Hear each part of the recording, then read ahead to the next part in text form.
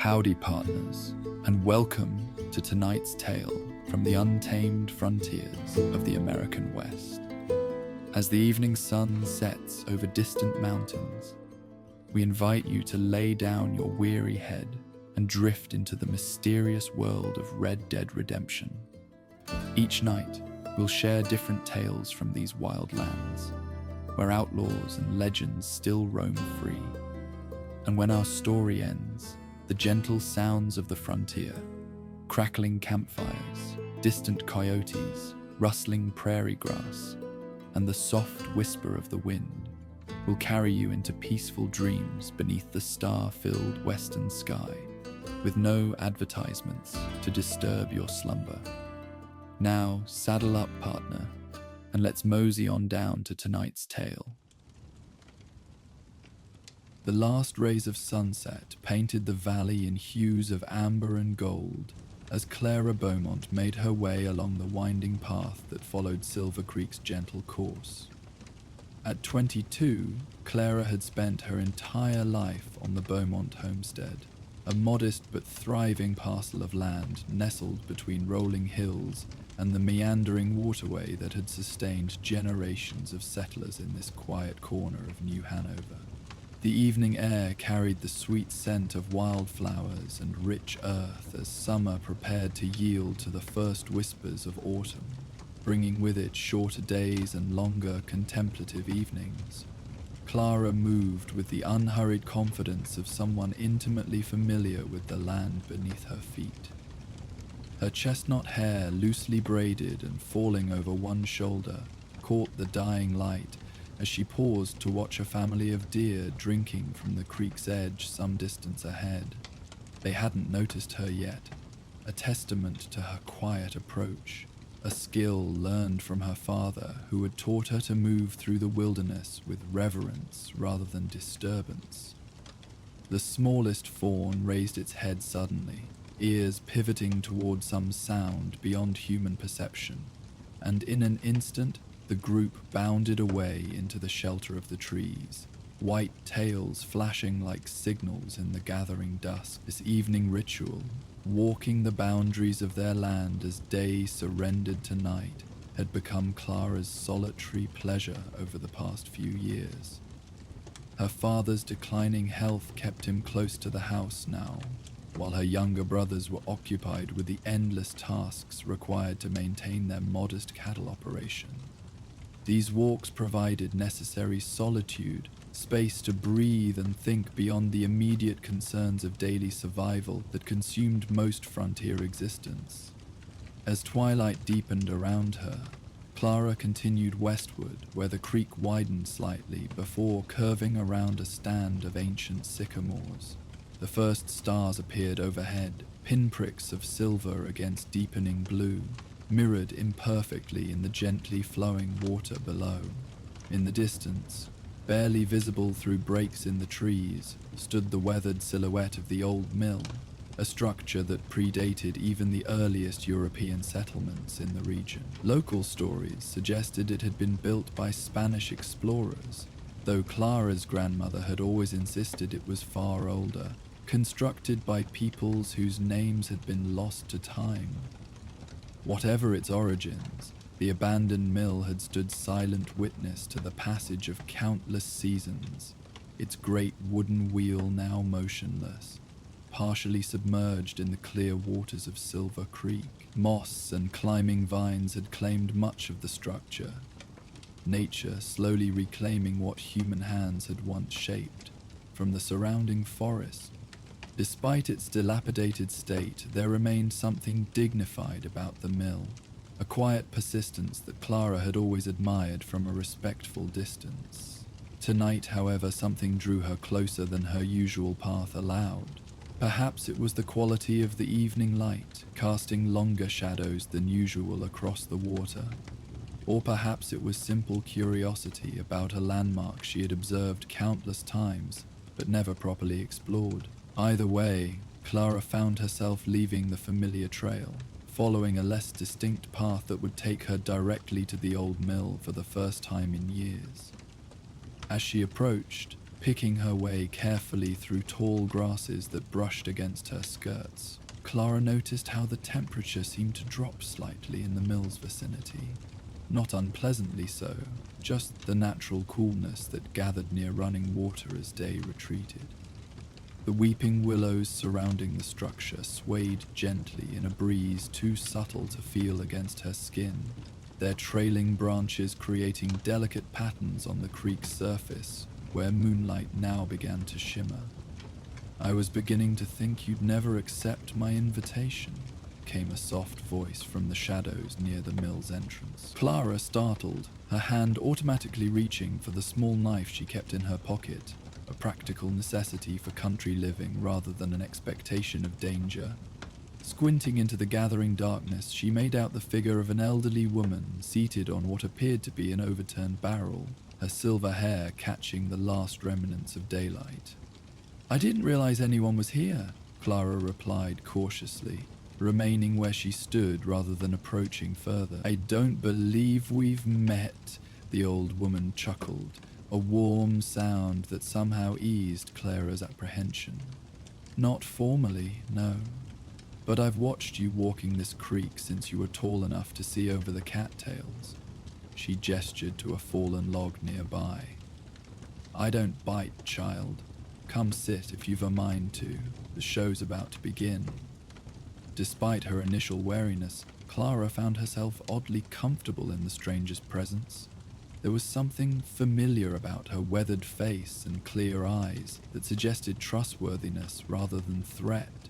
Moving carefully over the uneven ground, Clara made her way to the offered seat, settling at a polite distance from the older woman. "I'm Clara Beaumont," she offered, her upbringing demanding proper introduction despite the unusual circumstances. "I know who you are," the woman replied with a gentle smile. "Elizabeth Harmon, though most folks who remember me just call me Lizzie." She nodded toward the homestead, invisible from their position, but lying in the general direction of her gesture. "I knew your grandmother, Annabelle. Spirited woman. You have her eyes." Clara's surprise must have shown on her face, for Lizzie laughed again, the sound mingling pleasantly with the soft gurgle of the creek. "I'm not quite as ancient as this mill, though some days it feels that way. Your grandmother and I were girls together, running wild along this very waterway, when the century was young and this territory still uncharted on most maps." Before Clara could respond, Lizzie held up a weathered hand, her attention shifting to the mill itself. "Listen now," she whispered. "It's starting." At first, Clara heard nothing beyond the normal sounds of evening. Water flowing over stones, the distant call of a whippoorwill, leaves rustling in the gentle breeze. But as the full moon emerged from behind drifting clouds, bathing the scene in silver light, she became aware of something else. A sound so faint it existed at the very edge of perception. A humming, perhaps, or the ghost of a melody that seemed to emanate not from any single source but from the very air around them. "Do you hear it?" Lizzie asked, her voice barely above a whisper, eyes fixed on the ancient water wheel. Clara nodded slowly, afraid that speaking might somehow dispel the delicate sound that grew incrementally clearer with each passing moment. The melody, for it was undeniably musical rather than merely mechanical, carried a haunting simplicity that tugged at something deep within her memory. Though she was certain she had never heard this particular arrangement of notes before, it nevertheless felt achingly familiar, like the voice of a loved one heard calling from another room. "The Song of Silver Creek," Lizzie murmured, closing her eyes as if to better absorb the gentle notes that now seemed to rise from the water itself. Some folks claim it's just the sound of the old wheel creaking, or water rushing through the mill's abandoned chambers. Practical explanations for practical minds. She opened her eyes, fixing Clara with a knowing gaze. "But you hear it properly, don't you? The actual melody." "Yes," Clara whispered, surprised by the emotion suddenly tightening her throat. The song had resolved into a distinct pattern now, a lullaby of sorts. Though unlike any she had heard before, it carried within its simple progression a profound sense of both joy and sorrow, intertwined so completely that they became indistinguishable from one another. "What is it?" Lizzie smiled, satisfaction evident in her expression. "Depends who you ask. Your grandmother believed it was the first song ever sung in this valley, echoing down through countless generations. The native peoples who lived here before us thought it was the voice of the water itself, speaking in the only language that transcends all human boundaries." She shrugged. "To me, it's always been a reminder." "Of what?" Clara asked, gently prompted when Lizzie fell silent, her gaze distant as if looking into memories rather than the physical landscape before them. "That we're just passing through," the older woman replied after a thoughtful pause. "All of us, Spanish, French, English, American, the peoples who came before, those who will come after.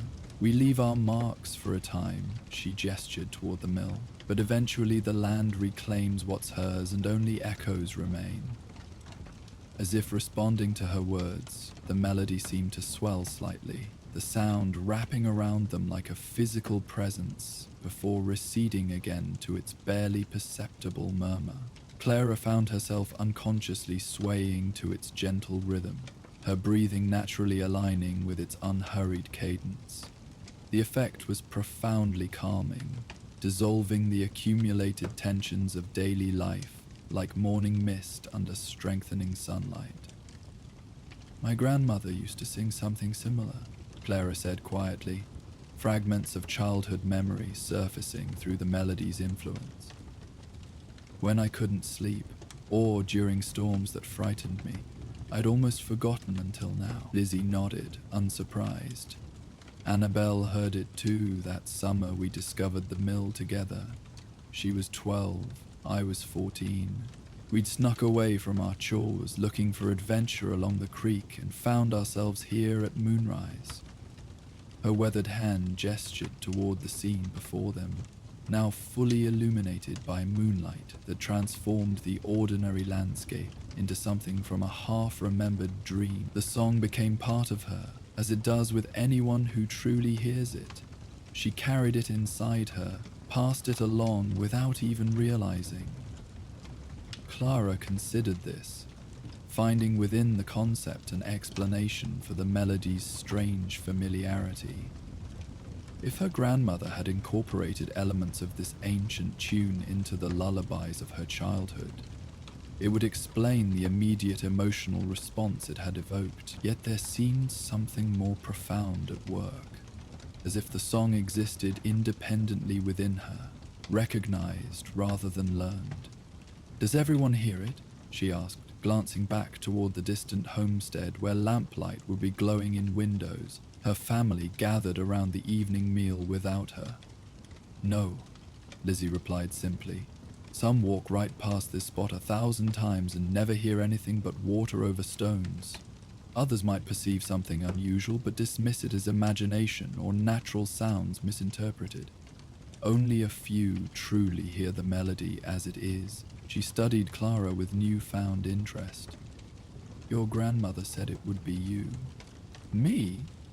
Clara's attention snapped back to the elderly woman. "What do you mean?" Lizzie smiled, the expression softening the deep lines etched by decades of frontier life. "Before she passed, Annabelle told me to watch for you. Said her youngest granddaughter would find her way to the mill when the time was right. Said you had the ear for it." A shiver that had nothing to do with the evening's growing coolness passed through Clara. Her grandmother had died when she was only 8 years old. The idea that the elderly woman had somehow anticipated this moment, perhaps even from beyond the grave, both unsettled and comforted her simultaneously.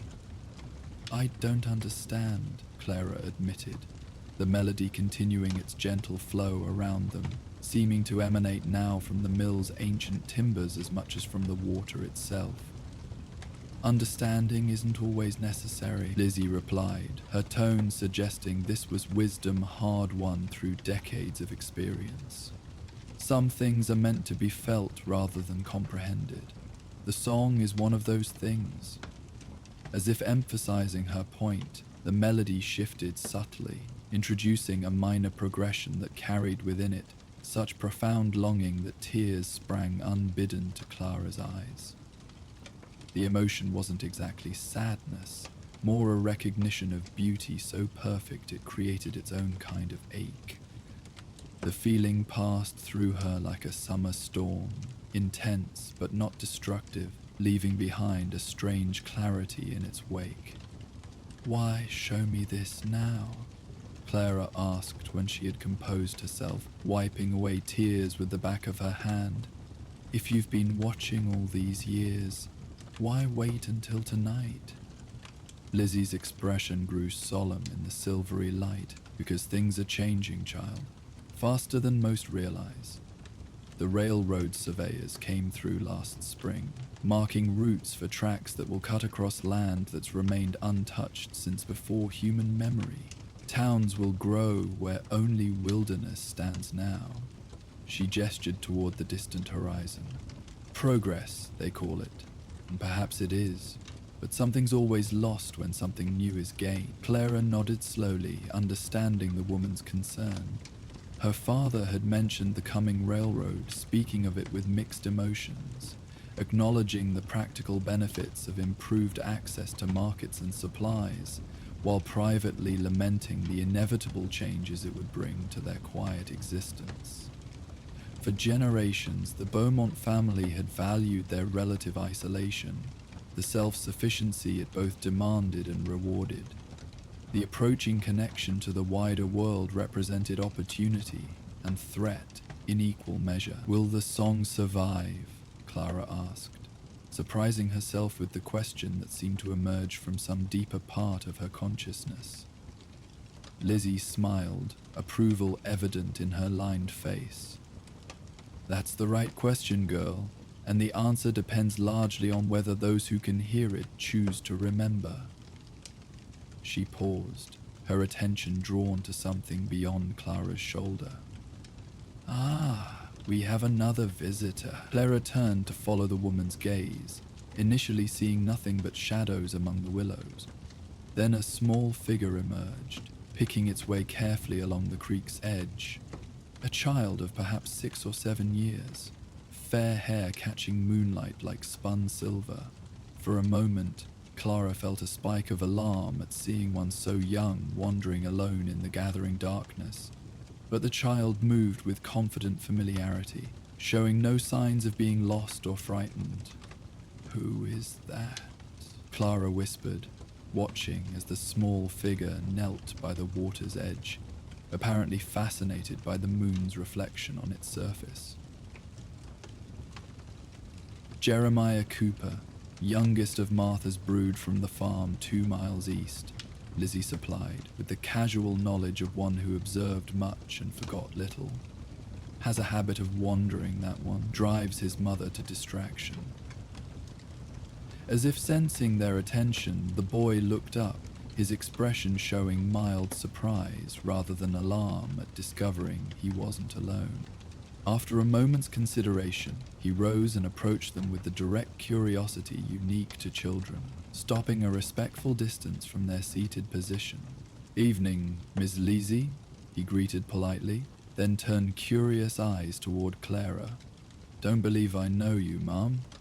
"Clara Beaumont," she replied, charmed by his formal manners wrapped in a child's forthright delivery. "My family's homestead lies just beyond that ridge to the north." The boy nodded, as if this information confirmed something he had already suspected. "You come to hear the singing too, Clara?" Exchanged a quick glance with Lizzie, whose eyes crinkled with quiet amusement. "You can hear it, Jeremiah?" Clara asked gently. The child looked at her as if the question itself was peculiar. "Course I can. Been hearing it since I was little." His serious expression made Clara suppress a smile, considering he was hardly more than little now. Ma says it's just the wind in the reeds, but she's wrong. It's folks singing, only real quiet like. What kind of folks? Lizzie prompted, her tone suggesting she already knew what his answer would be. Jeremiah shrugged small shoulders. Old folks, not here folks. He gestured vaguely toward the mill. They like it when I hum along, so I do sometimes. As if to demonstrate, he began a soft humming that perfectly matched the melody still flowing around them. The song Clara had only just become aware of, but which this child had apparently known for years. His clear, pure voice added a new dimension to the ancient tune, as if completing a circuit that had remained open until this moment. The effect was immediate and profound. The melody itself seemed to strengthen, becoming more distinct without growing louder, like a watercolor gaining definition as another layer of pigment is carefully applied. Clara felt something shift within her as the boy's humming joined the song, a sensation of connection so tangible it almost seemed physical, as if invisible threads were being woven between herself, Lizzie, Jeremiah, the mill, the creek, and beyond to something vast and ancient that defied simple naming. The moment stretched, filled with a significance she couldn't articulate but felt deeply, in some primal, wordless place within herself. The boy continued humming for perhaps a minute longer before trailing off naturally, the song of the mill continuing beneath and around them as it presumably had for countless years before. He looked at them expectantly, as if waiting for confirmation that they had experienced something important. "That was beautifully done, Jeremiah," Lizzie said softly, reaching out to pat the space on the log beside her. "Come sit with us a while, if you've no pressing engagements elsewhere." The boy grinned at her gentle teasing, accepting the invitation and settling himself between them with the easy confidence of a child who has never been given reason to fear the adults in his world. "Ma knows I come here sometimes," he offered by way of explanation. "Says as long as I'm home before full dark, it's all right." "And how does she define full dark?" Clara asked with mild amusement, noting that night had already claimed much of the landscape around them, held at bay only by the unusually bright moonlight that silvered the scene. "When you can't count the leaves on the big oak by the barn," Jeremiah replied promptly. "Still got a little time before then?"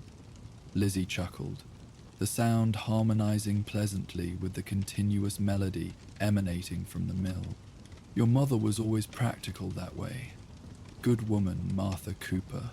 Salt of the earth." They sat in companionable silence for a few moments, the song flowing around them like water finding its natural course through the landscape of the evening. Clara found herself thinking of her grandmother, a woman of quiet strength, whose absence had created a hollow space in family gatherings that had never quite been filled. Had she sat in this very spot as a young girl, experiencing this same otherworldly music beside a younger version of Lizzie Harmon, the thought created a bridge across time that made the years between them seem suddenly insubstantial. "Could you teach me to hum it properly?" Clara asked, breaking the silence as she turned toward Jeremiah. "The way you were doing before?" The boy considered this with endearing seriousness, his small brow furrowing in concentration. "Don't rightly know if it can be taught," he finally replied. "You sort of have to feel it inside first, then let it come out." He gestured vaguely toward his chest, like it's already there, waiting.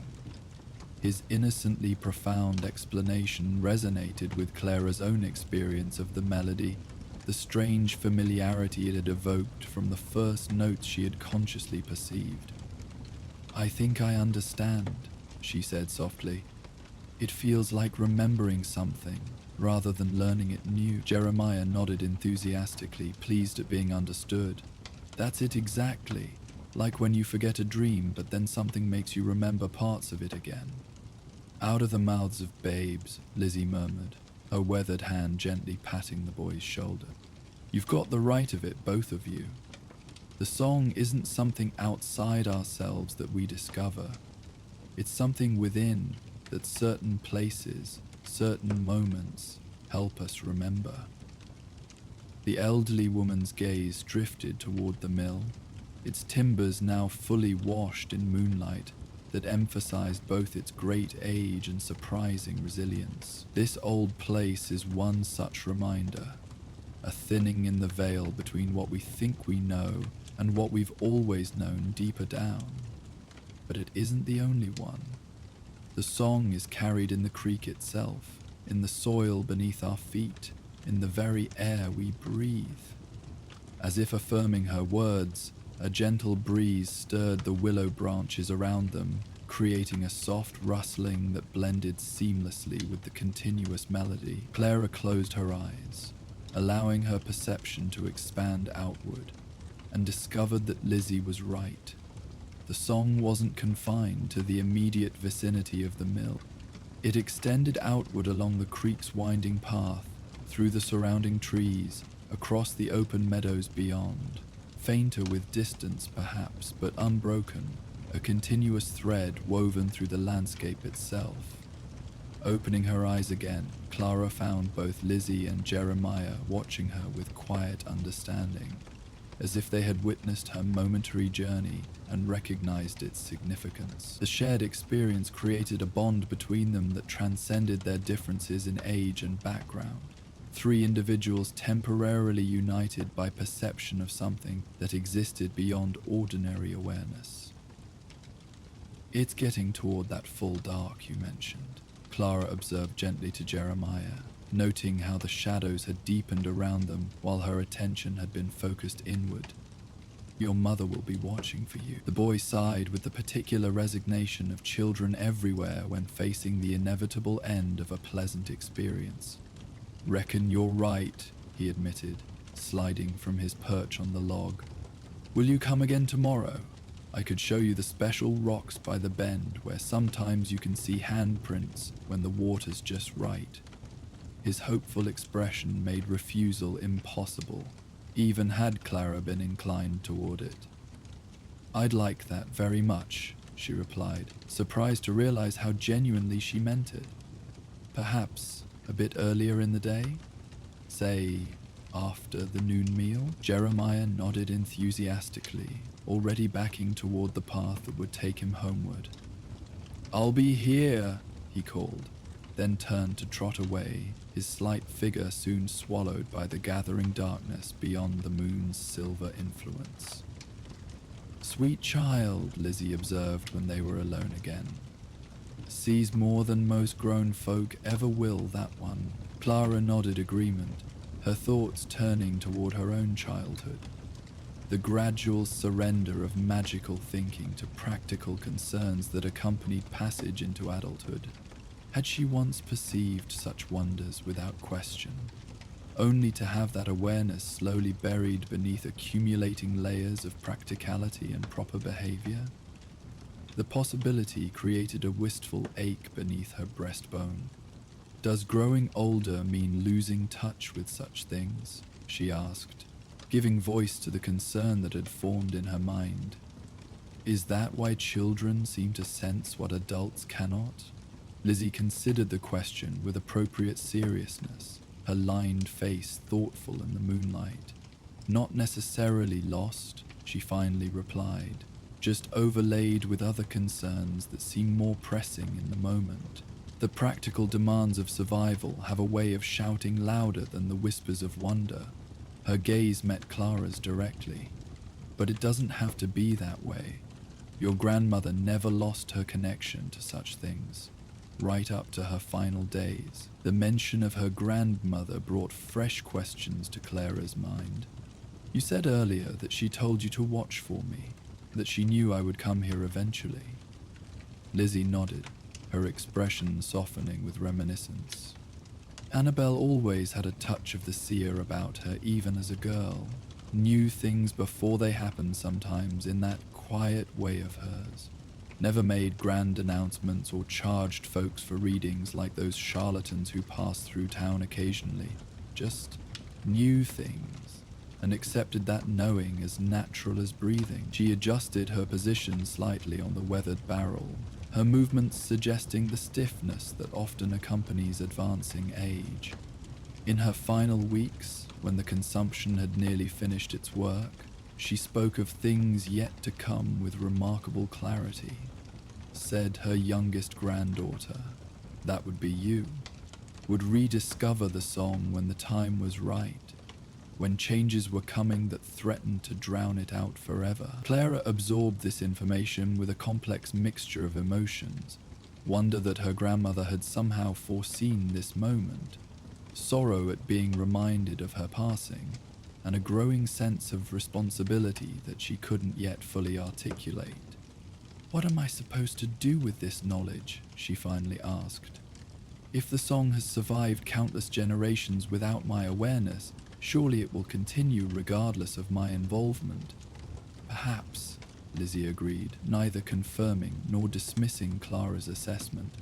"But survival isn't the same as flourishing." The song continues, yes, but grows fainter with each passing year, as fewer ears remain attuned to its particular frequency. She gestured toward the distant hills, where even at this late hour, a faint glow suggested human habitation, lamplight from scattered homesteads and small settlements. Civilization advances, bringing with it conveniences and securities our ancestors could only dream of. But something's lost in that exchange, a connection to this land that goes deeper than mere ownership or temporary stewardship. The elderly woman's gaze returned to Clara, carrying within it a quiet intensity that conveyed the importance of what she was attempting to communicate.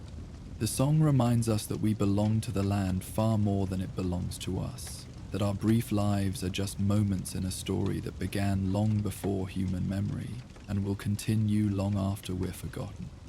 There's both humility and dignity in that perspective, a truth increasingly obscured by our growing belief that progress means control rather than cooperation with the natural world.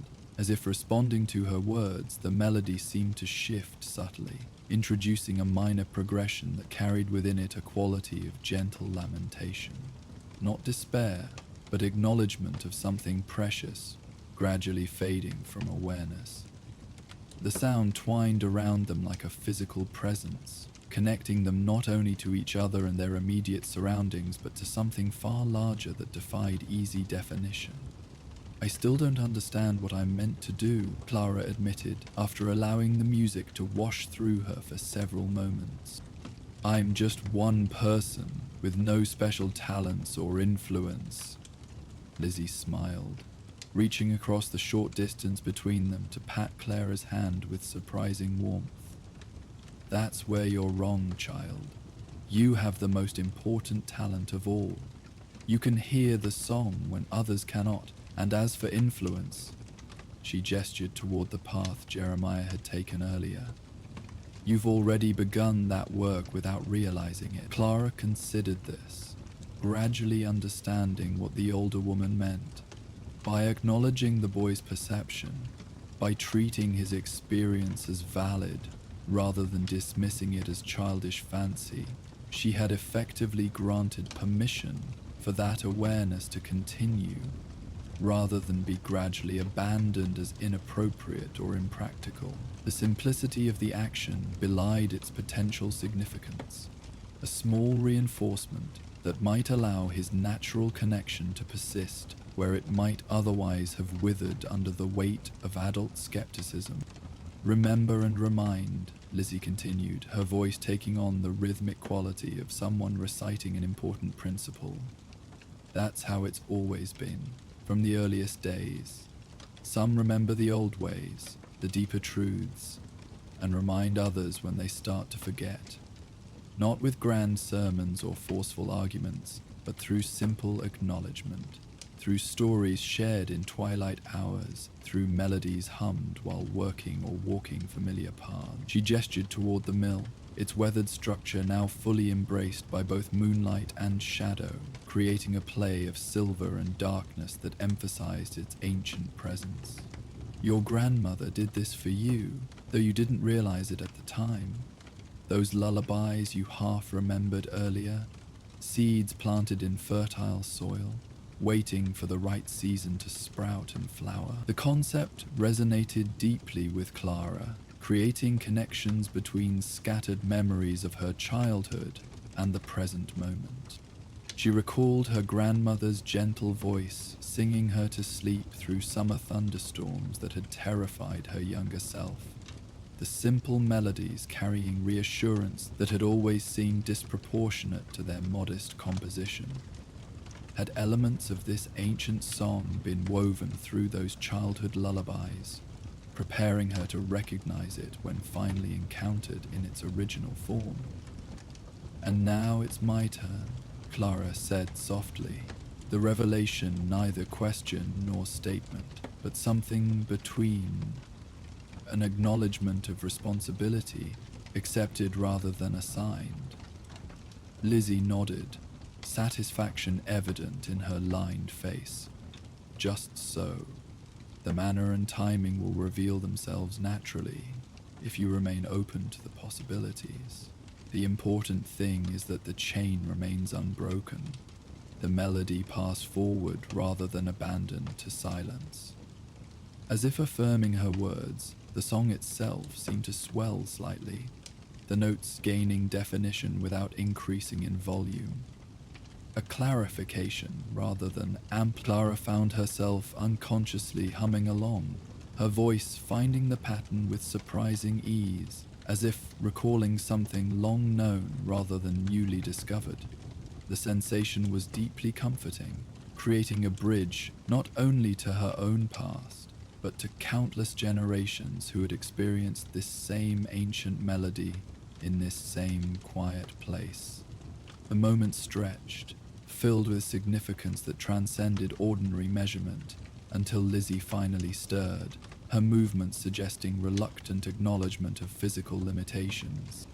"These old bones aren't what they once were," she said with rueful acceptance, "and your family will be wondering at your extended absence." Clara realized with mild surprise that considerable time had indeed passed since she had left the homestead for what was intended to be a brief evening walk. The moon had traced a significant arc across the night sky, suggesting it was well past the hour when she would normally have returned.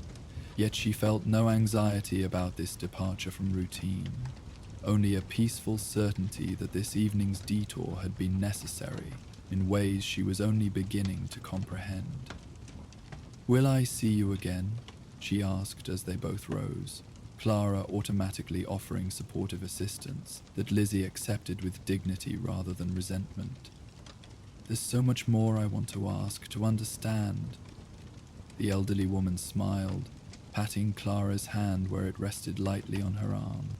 "I suspect our paths will cross again, though perhaps not exactly as you imagine. The important thing isn't my particular guidance, but your own growing relationship with what you've discovered here. The song will teach you what you need to know, if you remain receptive to its lessons." They walked together slowly toward the edge of the clearing, Lizzie moving with the careful deliberation of advanced age, but maintaining an inherent grace that suggested considerable vitality despite physical limitations. As they reached the juncture where their paths would necessarily diverge, Clara toward her family's homestead to the north, Lizzie toward whatever dwelling she called home, the elderly woman paused, her expression growing serious in the silvery light. "Remember what I said about changes coming," she said, her voice carrying a weightiness that commanded attention. "The railroad brings much that seems beneficial on its surface: easier access to markets and medicines, quicker communication with the wider world, opportunities for those who might otherwise remain limited by geography. But beneath those obvious advantages run currents that erode foundations laid by generations of those who understood this land's particular rhythms and requirements." Clara nodded, recognizing both the practical truth and deeper implications of the woman's warning. Progress inevitably carried both gifts and costs, often invisibly intertwined until separation became impossible. "What should I be watching for?" Lizzie's gaze drifted toward the distant horizon, where even at this late hour a faint glow suggested human habitation gradually expanding its influence across previously unbroken wilderness. "Listen more than look," she advised. "When the song begins to fade even here in its strongest refuge, you'll know the balance has tipped too far toward what we call civilization and away from what sustains it." With that cryptic instruction, she squeezed Clara's hand once in farewell before turning toward a narrow path that wound eastward through tall grasses. "Trust what you hear rather than only what you see," she called without looking back, her voice carrying clearly despite its softness. "The eyes are easily deceived by appearances, but the ear connects to something deeper when properly attuned." Clara watched the elderly woman's departure, her slight figure gradually absorbed by darkness beyond the moon's silver influence, until only the occasional movement of grasses marked her passing. Despite their brief acquaintance, Clara felt a connection to Lizzie Harmon that transcended ordinary friendship, a recognition of shared perception that created bonds more significant than many relationships built over years of regular interaction. Turning northward toward home, Clara found herself automatically humming the melody that continued to emanate from the mill behind her. Softly at first, then with growing confidence as her voice found its natural place within the ancient pattern, the simple act carried profound comfort, connecting her not only to this particular evening's experiences, but to a continuity that extended both backward and forward through time. Her grandmother's voice, singing her to sleep, her own voice, potentially performing the same service for future generations. As she walked the familiar path leading homeward, Clara noticed how the melody seemed to accompany her, gradually growing fainter with increasing distance from the mill, yet never completely disappearing. Even when physical hearing could no longer detect it, something inside her continued the pattern, maintaining connection despite separation. The discovery brought with it a sense of permanence, of having acquired something that could not be casually misplaced or accidentally abandoned. The lights of the Beaumont homestead appeared through breaks in the trees ahead, warm yellow squares against gathering darkness that signaled family and comfort waiting within sturdy walls. Clara paused briefly, allowing herself one backward glance toward the now invisible mill and the extraordinary experiences it had offered. The song of Silver Creek had entered her awareness tonight, but in truth it had always been present, in her grandmother's lullabies, in the wind through autumn grasses, in the rhythmic flow of the creek itself as it traveled its ancient path through the heart of their land. "Remember and remind," she whispered, Lizzie's words returning to her with renewed significance. Not a burden imposed, but a privilege granted. Participation in something that transcended individual lives while simultaneously giving them deeper meaning and connection. With renewed purpose in her step, Clara continued toward home, the ancient melody humming softly beneath her breath, no longer separate from her, but integrated into her awareness in ways that would manifest naturally in the days and years ahead. The moon climbed higher in the star-filled sky, casting her elongated shadow before her like a guide leading the way forward, while simultaneously connecting her to all that had come before. Behind her, the old mill stood in peaceful silence beside the flowing waters of Silver Creek, its weathered timbers holding countless stories of those who had paused within its influence throughout uncounted generations. The song continued its gentle flow through the night air, offering its timeless wisdom to any who possessed the particular quality of attention required to perceive it. A silent melody that spoke of continuity amid change, of permanence beneath the shifting surfaces of a world constantly in flux. And within that endless song, Clara had found her own voice.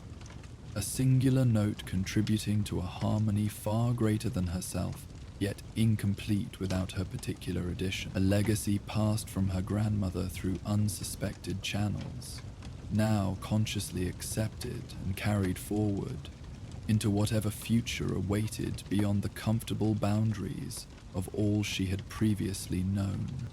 The responsibility felt neither heavy nor imposed, but natural as breathing, acknowledgement of something that had always been true, but only now fully recognized. As she approached the homestead's welcoming light, Clara carried this newfound awareness like a precious gift, not hoarded for herself alone, but meant for sharing in ways that would reveal themselves in proper time and circumstance. The song of Silver Creek had found another voice to ensure its continuation, another memory to preserve its ancient wisdom against the relentless advance of a world increasingly disconnected from such subtle harmonies. Days passed into weeks, and Clara returned often to the old mill. Sometimes she found Jeremiah there, his innocent wisdom offering perspectives uncluttered by adult assumptions. Occasionally Lizzie would appear, materializing from the willows like a guardian spirit of the place, offering fragments of stories about Clara's grandmother and the valley's earlier days. But most often, Clara sat alone beside the quietly flowing water, allowing the ancient melody to wash through her consciousness until it became as familiar as her own heartbeat. With autumn's deepening, the valley transformed. Cottonwoods and maples along the creek's edge turned to flame against the evergreen backdrop of distant hills. Morning mists lingered longer each day, creating ethereal landscapes that seemed to exist halfway between reality and dream. Clara found that these transitional hours, dawn and dusk particularly, enhanced her perception of the song, as if the thinning boundaries between day and night somehow paralleled the thinning veil between ordinary awareness and deeper knowing. One evening in late October, as crimson sunset yielded to purple twilight, Clara arrived at the mill to find an unexpected addition to the familiar scene. A small bundle wrapped in faded calico had been carefully placed on the fallen log where she customarily sat. Approaching cautiously, she discovered a handcrafted flute fashioned from river cane, decorated with simple but elegant patterns carved into its surface. No note accompanied the gift, though Clara suspected Lizzie's involvement. The instrument felt natural in her hands, as if shaped specifically for her fingers. Without formal instruction, Clara raised it to her lips and discovered that the fingering came to her intuitively. Another manifestation of knowledge remembered rather than learned. The clear, sweet tones that emerged matched the creek's melody perfectly. The two voices twining together in harmonies that seemed to make the very air vibrate with resonance. That night, beneath a canopy of stars so brilliant they cast faint shadows, Clara played for hours. The music flowed through her without conscious direction, her breath and fingers finding patterns that felt ancient and new simultaneously. Nocturnal creatures, owls, foxes, even the usually shy deer, gathered at respectful distances, drawn to sounds that spoke to something primal within them, just as it did within her. When she finally returned home, well past midnight, Clara found her father still awake, seated in his customary chair on the porch. His expression as she approached carried no reproach for her late return, only a quiet wonderment that transformed his weathered features. "I heard it," he said simply, as she settled beside him, the flute still warm in her hands. Faint, but clear enough, like something half remembered from childhood. Clara felt momentary surprise, followed by deep satisfaction. Her father had always been practical to his core, focused on the tangible demands of frontier existence, with little patience for what he called wool gathering. That the song had reached him, even peripherally, suggested its strength was growing rather than diminishing under her stewardship.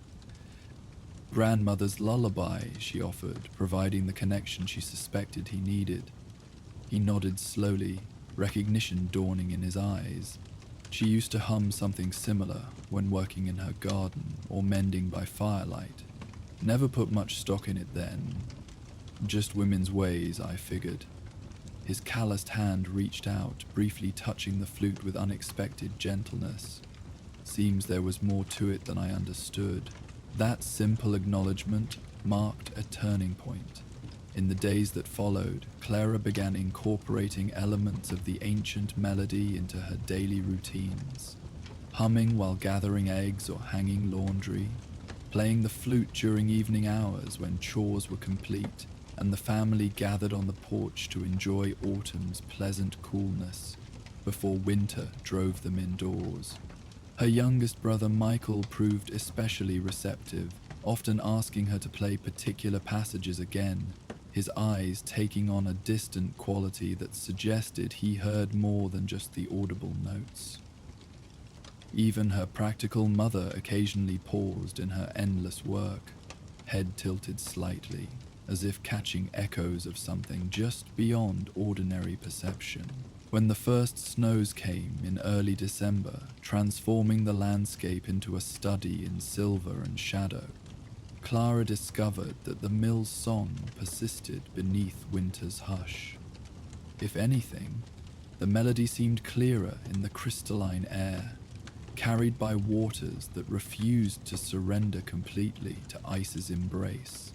She traveled there less frequently as winter deepened, the journey made challenging by snowdrifts and shortened daylight, but each visit confirmed the song's continued presence, a reminder of permanence beneath seasonal change. Spring arrived with characteristic suddenness, the creek swelling with snowmelt from distant hills, its voice growing louder with increased volume, but never drowning the underlying melody that remained its constant companion. New life erupted everywhere, tender green shoots pushing through softening earth, birdsong filling dawn hours with complex harmonies, wild berries blossoming along sunny banks with promises of summer sweetness to come. It was during this season of renewal that Clara first noticed subtle changes in the valley's human activity. Surveyors appeared more frequently, making detailed notes on leather-bound pads while consulting mysterious instruments mounted on tripods. Strangers in city clothes occasionally passed through the valley, their expressions calculating as they assessed potential value in what locals had long considered simply home. The railroad was coming, just as Lizzie had warned, progress advancing with seeming inevitability, carrying both opportunity and threat in equal measure. One particularly fine April morning, Clara arrived at the mill to find strangers there. 3 men in formal attire that seemed absurdly out of place in the natural setting. They moved around the ancient structure with measuring tools and notebooks, talking in low voices that nevertheless carried clearly in the quiet air. Structural integrity surprisingly sound despite apparent age, one was saying, running professional hands along timber beams green with moss. Could be incorporated into the design rather than demolished, a nod to regional heritage that might placate local sentiment. Water power potential worth investigating, another commented, studying the creek's flow with assessing eyes. Modern wheel installation could generate significant energy for minimal investment. The third man, clearly senior to the others based on their deference to his opinions, made non-committal sounds before delivering his verdict. Document everything thoroughly before any decisions. Historical preservation grants might be applicable if providence can be established, offsetting developmental costs while generating positive public relations. They spoke of the mill as if it were merely an object, an asset to be evaluated, exploited, or preserved depending on financial calculations, rather than inherent worth. The ancient structure that had harbored generations of memory, that had channeled music from sources beyond ordinary understanding, reduced to entries in ledgers and potential tax advantages. Clara remained hidden in the willows, watching until the men finally departed, leaving behind only trampled grass and wooden stakes with bright cloth markers as evidence of their presence. When certain they were gone, she approached the mill with uncharacteristic trepidation, irrationally fearful that their clinical assessment might have somehow damaged its essential nature. To her immense relief, the song remained, flowing steady and true beneath the creek's surface murmur, unchanged by those who had perceived only the physical structure while remaining deaf to its true significance. She settled on her customary seat, allowing tension to gradually dissolve as the familiar melody worked its gentle influence on her troubled spirit. "They cannot harm what they cannot perceive," came Lizzie's voice suddenly, though Clara had not heard her approach. The elderly woman emerged from shadow as if materializing from the mill's ancient timbers themselves, her expression containing neither fear nor anger, but a calm certainty that Clara found immediately reassuring. "The railroad comes regardless of our wishes," Lizzie continued, settling beside Clara with movements that seemed less stiff than during their first encounter months earlier. "But what truly matters continues beneath the changes they impose upon the land's surface. Like the creek itself flowing underground when obstacles block its path, only to emerge again when conditions prove favorable." Clara nodded slowly, understanding Lizzie's point while still harboring concerns about what lay ahead. "But if they alter the mill, dam the creek, change the very landscape that cradles the song, what then?" Lizzie smiled, the expression softening the deep lines etched by decades of frontier life. "The song existed before the mill, child, before any human structure graced this valley. It may find different vessels for its expression, but its essence remains unchanged, so long as those who can hear it continue its preservation." She reached into the faded shawl wrapped around thin shoulders, extracting a small object wrapped in soft leather. "This was your grandmother's," she said, placing it in Clara's hand. "She asked me to keep it until you were ready." Carefully unwrapping the weathered covering, Clara revealed a pendant carved from pale riverstone, a simple spiral design that seemed to capture movement within stillness, its smooth surface bearing the patina of generations of handling. A slender leather cord threaded through a small hole allowed it to be worn around the neck. "The oldest symbol," Lizzie explained, her fingertip lightly tracing the spiral's path. "The journey inward that simultaneously leads outward. The waters flow, the galaxies spin, the unfurling fern, the chambered shell, all echoing the same pattern, repeated through creation at every scale." Clara slipped the cord over her head, feeling the pendant's comfortable weight settle against her breastbone. The stone seemed to warm immediately, as if recognizing its rightful bearer after long separation. "It's beautiful," she whispered, fingers instinctively finding the spiral's central beginning. "It's more than decoration," Lizzie replied, her tone conveying the gift's significance beyond its physical attributes. A reminder of the song's pattern when distance or circumstance might separate you from this place. A connection to those who carried it before, when doubts arise about your own capacity to continue their work. And somewhere in the darkness behind her, beside a weathered mill whose origins predated written history, an elderly woman smiled in quiet satisfaction at promises kept and possibilities renewed. One more link forged in an unbroken chain stretching backward into forgotten time and forward into unwritten future.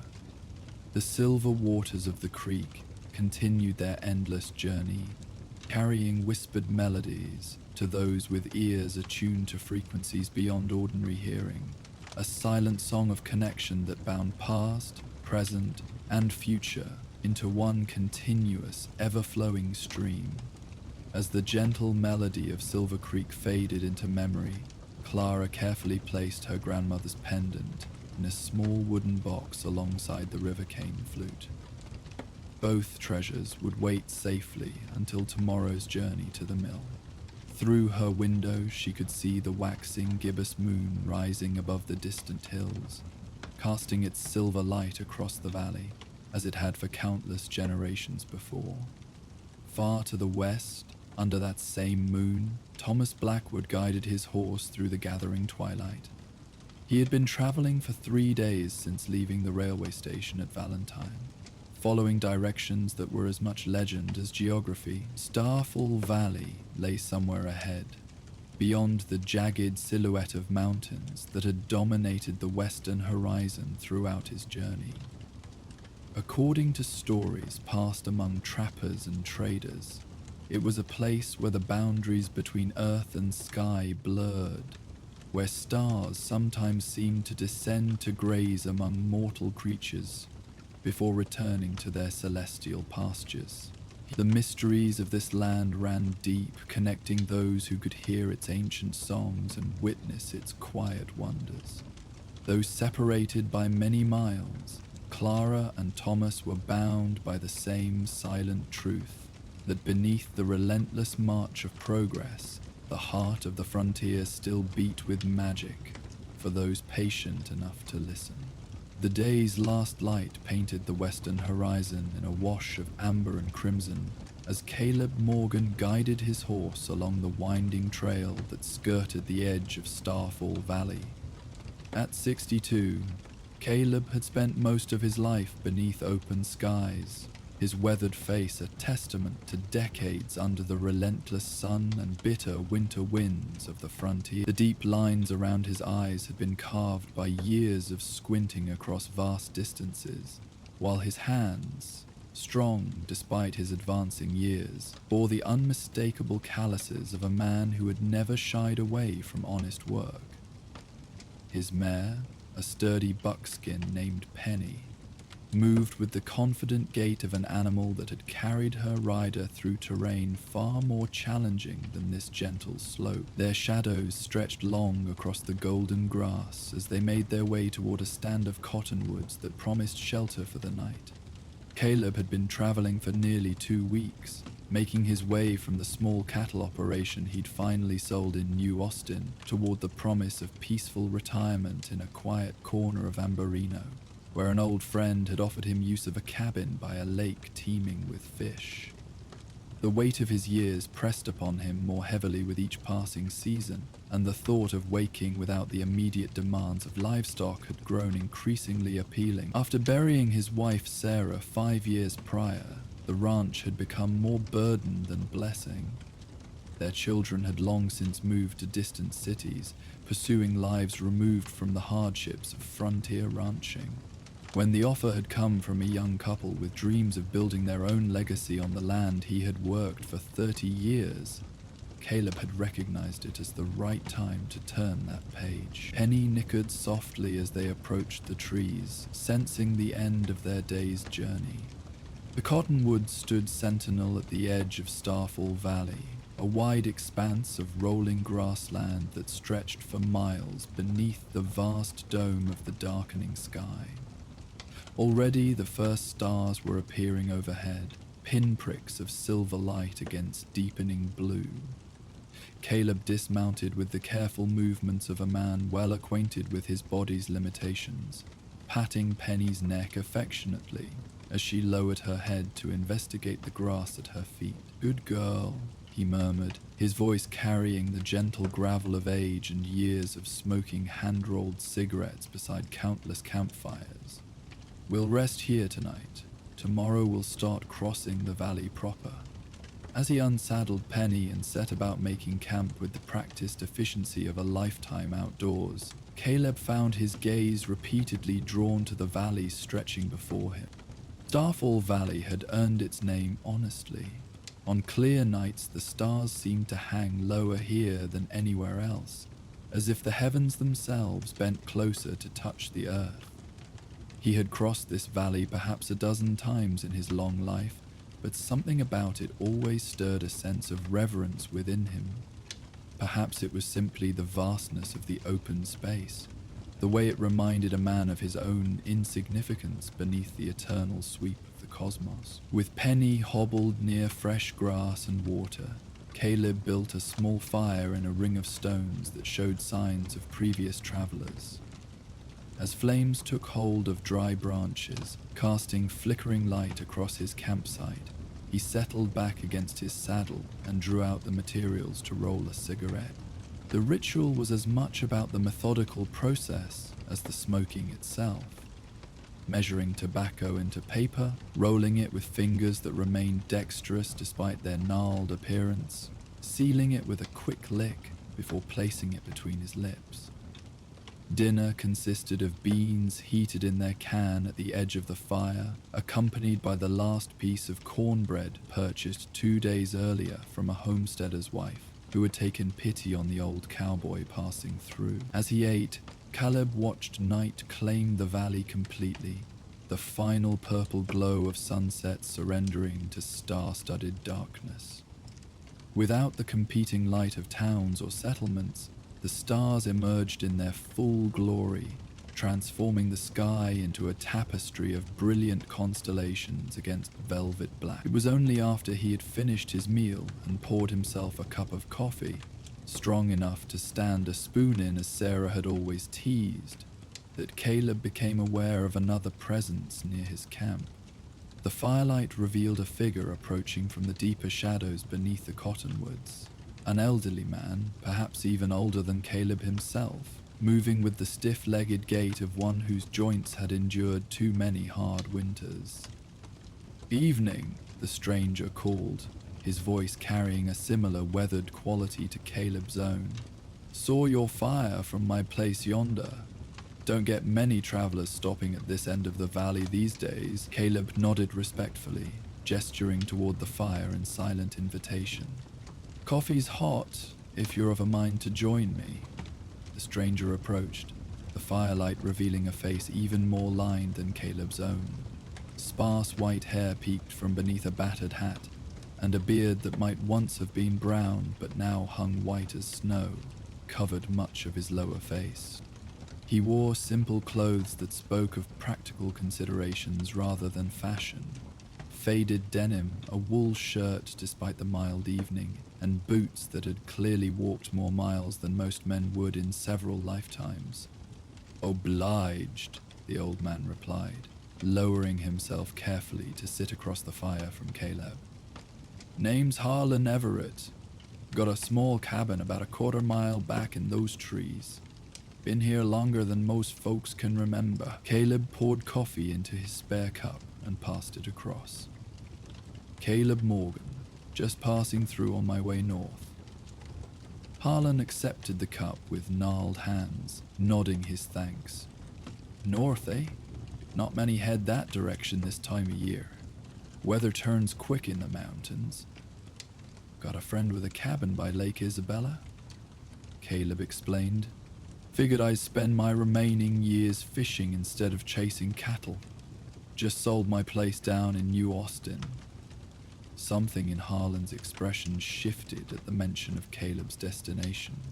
A subtle tightening around the eyes, perhaps, or a momentary stillness. "You'll be crossing the valley tomorrow, then?" It wasn't a question, but Caleb nodded confirmation anyway. "Figured to make it most of the way across before nightfall. Camp on the northern edge." Harlan sipped his coffee in silence for several moments, staring into the flames as if reading something in their dancing patterns. When he spoke again, his voice had lowered slightly, taking on the cadence of someone choosing words with particular care. "Tomorrow night's the full moon," he observed, glancing upward at the waxing orb visible through the branches above. "Might want to reconsider your timing." Caleb raised an eyebrow, taking a thoughtful drag from his cigarette before responding. "Any particular reason? Weather concern?" The older man shook his head slowly. Nothing like that. Sky's been clear for weeks, likely to stay that way. He paused, seeming to weigh his next words carefully. It's just that some things are better witnessed from a distance, if they're to be witnessed at all. This cryptic statement hung between them, mingling with the smoke from the fire. Caleb had lived long enough to recognize when someone was circling around a story they weren't sure should be told. In his experience, patience usually revealed more than direct questioning. He simply nodded and waited, giving Harlan space to continue or withdraw as he chose. The older man stared into his coffee for almost a full minute before looking up to meet Caleb's gaze directly. "You ever hear tell of the moonlit herd?" Caleb shook his head, curiosity stirring despite his usual pragmatism. "Can't say that I have." "Most haven't," Harlan acknowledged. "Or if they have, they dismiss it as an old man's fancy. But I've seen them with these eyes." He tapped beside his right eye with one gnarled finger.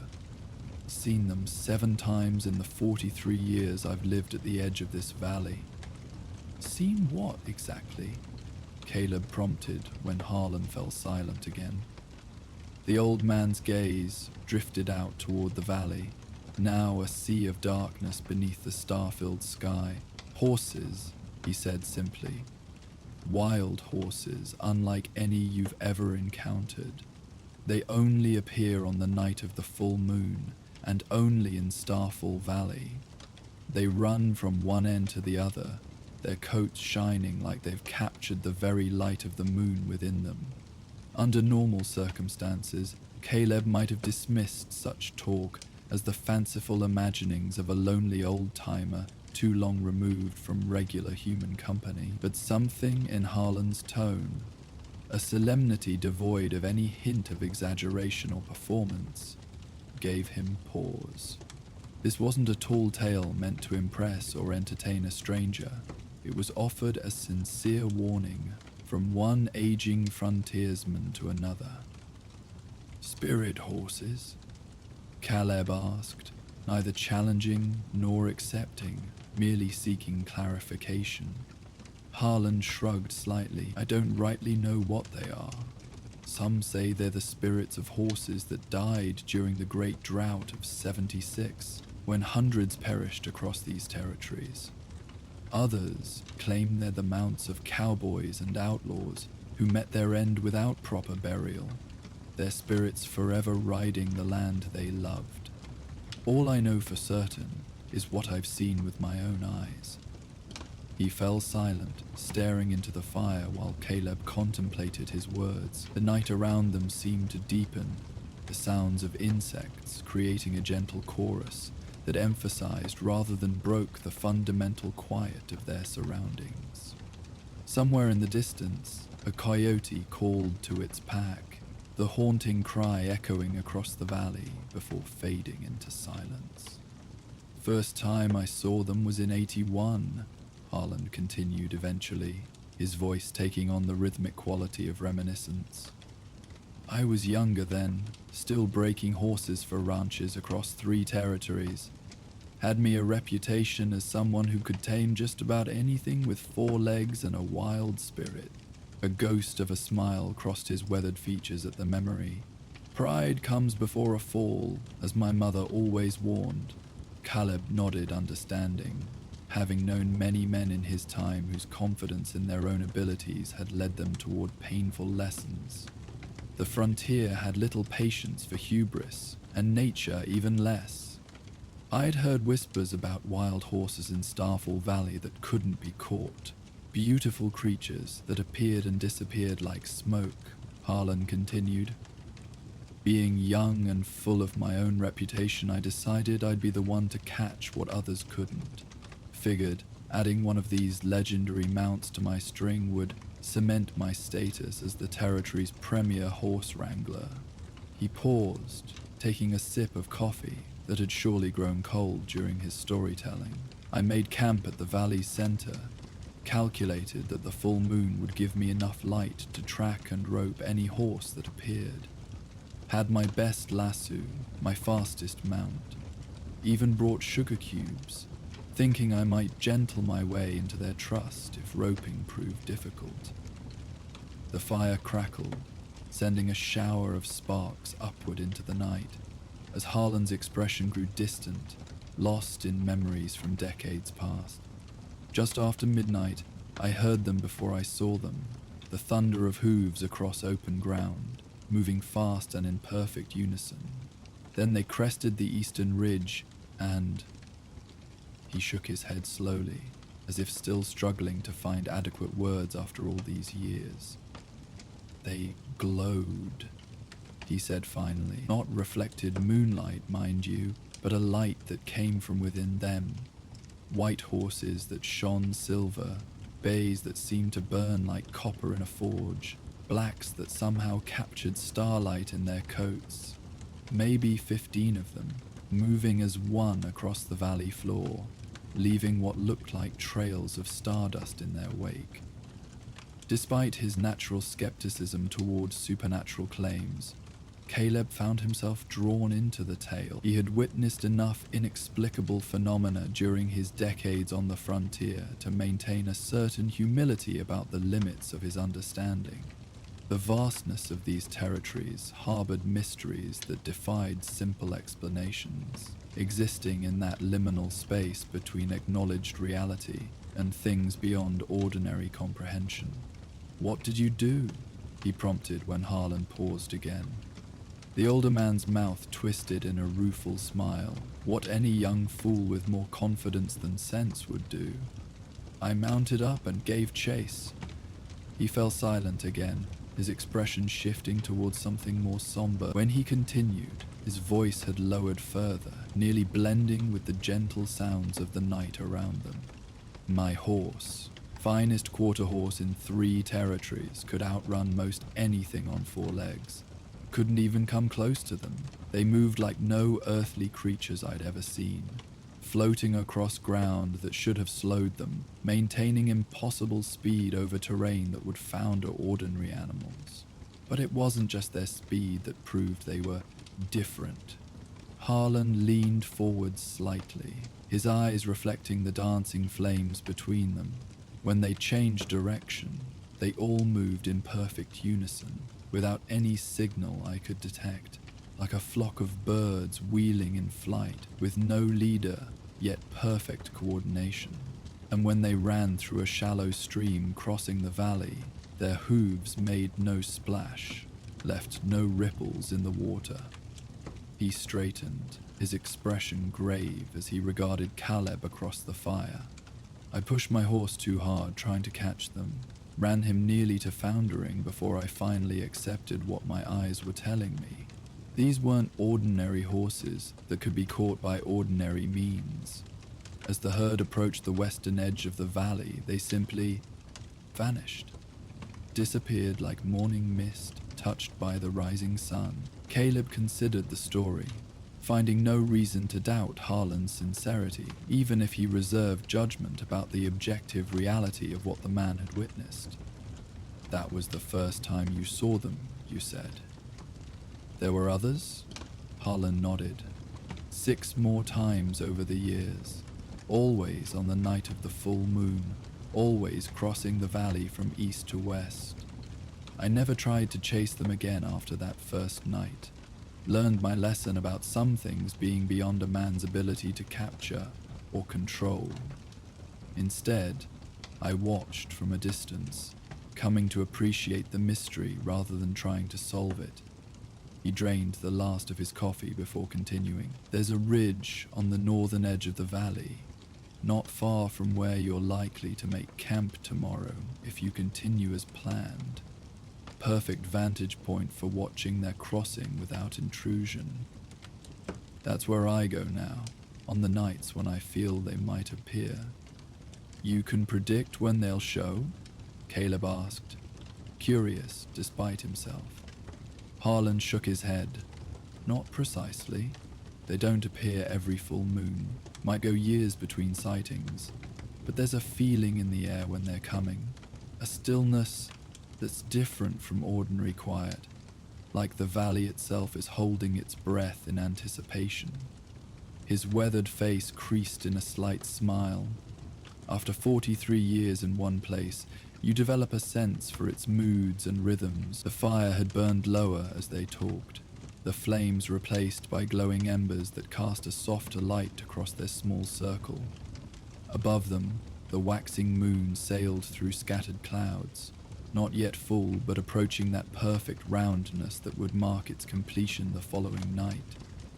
"And you think they'll appear tomorrow?" Caleb asked, finding himself strangely drawn to the possibility despite his usual practicality. "Can't say for certain," Harlan replied. "But there's something in the air these past few days, that particular stillness I mentioned. And it's been almost 3 years since their last appearance. Seems likely." Caleb contemplated this as he tossed another small branch onto the embers, watching it catch and illuminate their campsite once more. "You're suggesting I should either delay my crossing or make a point of being in position to witness this phenomenon?" It wasn't a question, but Harlan nodded anyway. "I wouldn't presume to tell a man your age what path to take, just offering the benefit of experience. The moonlit herd doesn't show itself often, and fewer still are privileged to witness their passing." He paused, stroking his beard thoughtfully. "In all my years along this valley, I've shared the viewing with only 3 others who happened to be passing through on the right nights. None ever expressed regret at the delay in their journey." With that, the older man rose stiffly to his feet, handing the empty coffee cup back to Caleb with a nod of thanks. "Whatever you decide, I'll be on that northern ridge tomorrow night, just in case. You'd be welcome to join me if you've a mind to." Caleb accepted the cup with a reciprocal nod. "I appreciate the invitation and the company." "Been a pleasure," Harlan replied, adjusting his hat. "Gets lonely out here sometimes. Nice to share a fire with someone who knows how to appreciate silence properly." With that simple farewell, he turned and melted back into the darkness beyond the firelight, the sound of his footsteps fading quickly among the trees. Left alone with his thoughts, Caleb added wood to the fire and rolled another cigarette, contemplating the old wrangler's tale as he gazed out at the dark expanse of Starfall Valley. He had no particular schedule driving his journey north. One of the luxuries of retirement was the absence of pressing deadlines. A day's delay would make little difference in the grand scheme of things. More importantly, something in Harlan's story had resonated with his own experiences across decades on the frontier. Caleb had witnessed things during his long life that defied conventional explanation. Lights dancing above remote mesas that moved with apparent intelligence. The sudden silence of wildlife moments before disasters that seemed impossible to predict. The occasional sense of presence in places where no visible being accompanied him. The frontier existed as much in that space between established understanding and the unknown as it did on any physical map. As he finished his cigarette and prepared his bedroll for the night, Caleb made his decision. He would continue across the valley tomorrow as planned, but would make camp along its northern edge, near the ridge Harlan had mentioned.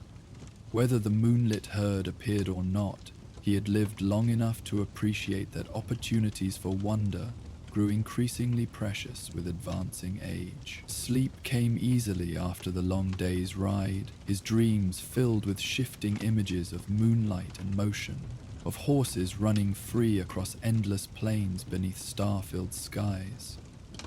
When he woke at first light, the memory of Harlan's visit remained vivid, carrying none of the uncertain quality that sometimes accompanied dreams mistaken for reality. After a simple breakfast and coffee strong enough to put hair on a snake, as his father used to say, Caleb saddled Penny and prepared for the day's journey.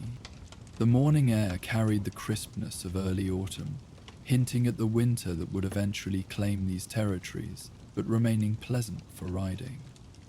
As he guided Penny down from their sheltered campsite toward the open expanse of Starfall Valley, Caleb felt a familiar sense of anticipation that had accompanied the beginning of each day's travel throughout his decades on the move.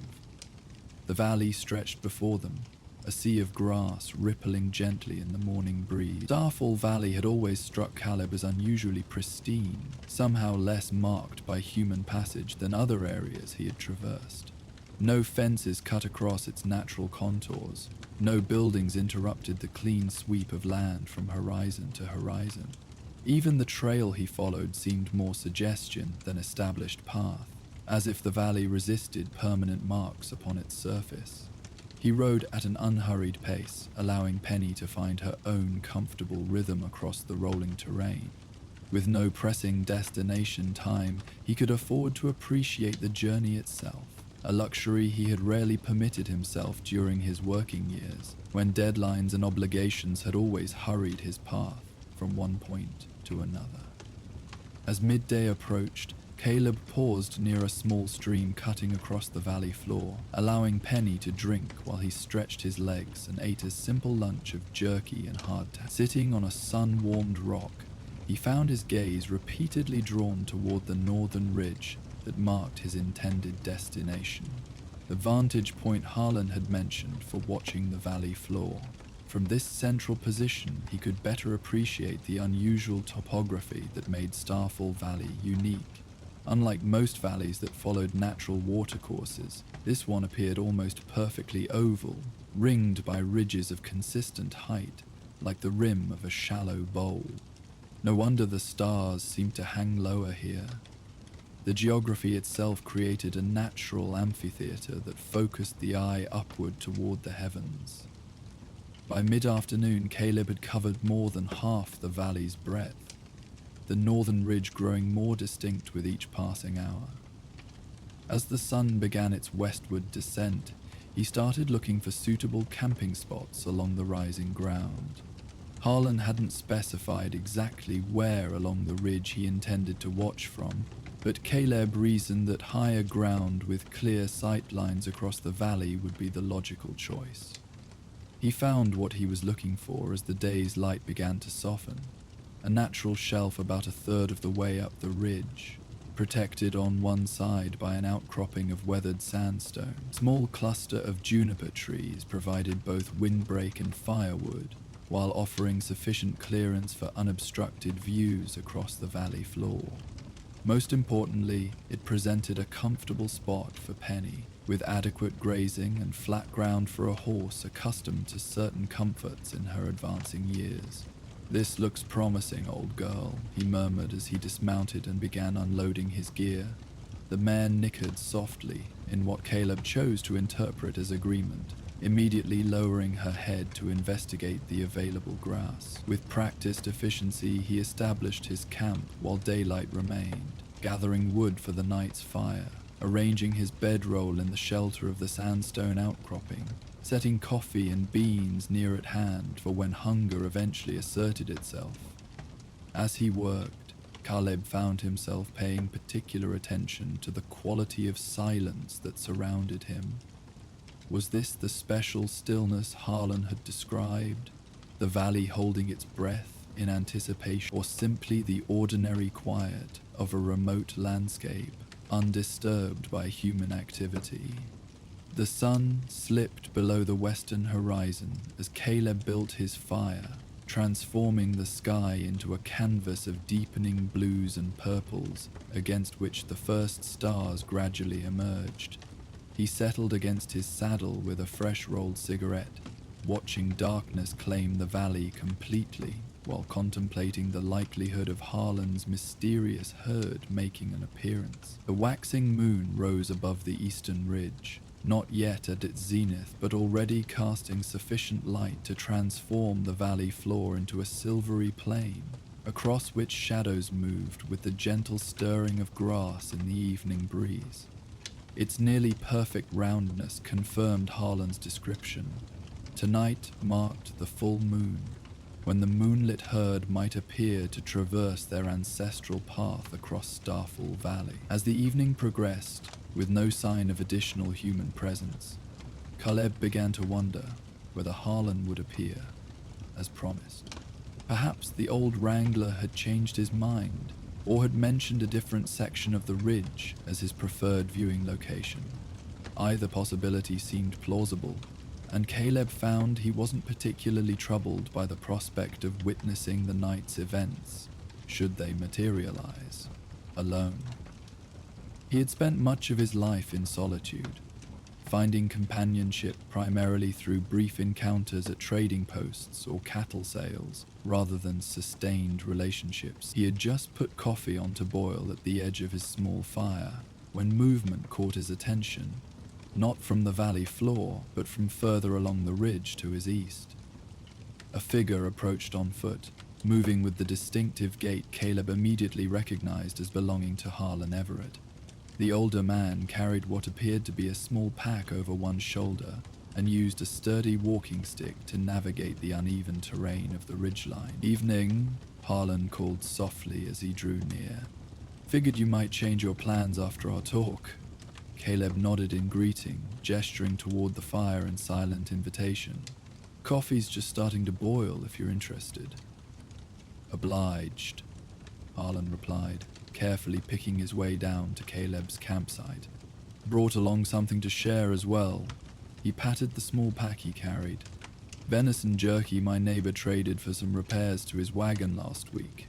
Makes a fine companion to coffee on nights like this." As the older man settled across the fire from him, Caleb noticed he had dressed more warmly than the mild evening required. A heavy coat over his usual wool shirt, with a scarf wrapped around his neck, despite temperatures that remained comfortable. Following his gaze, Harlan offered a knowing nod. "Temperature drops sudden-like when they appear," he explained, unwrapping a package of dark jerky from his pack. "Like they pull the warmth right out of the air around them. Learned that lesson on my second viewing. Nearly froze before making it back to my cabin afterward."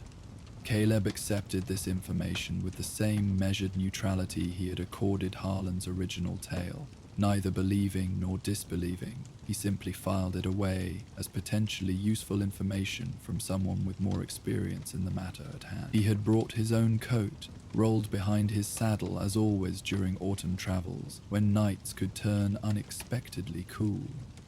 They shared coffee and jerky in companionable silence as full darkness descended upon Starfall Valley.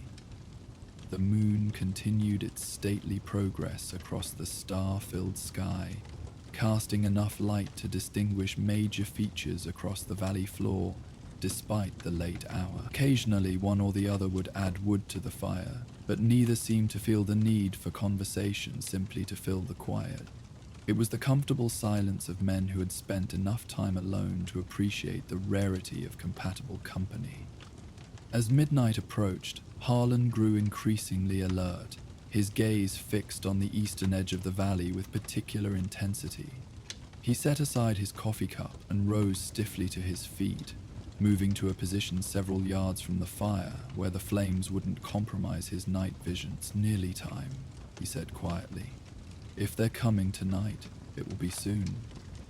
Curious despite his natural skepticism, Caleb joined him at the ridge's edge, bringing his coat as a concession to Harlan's warning about temperature drops.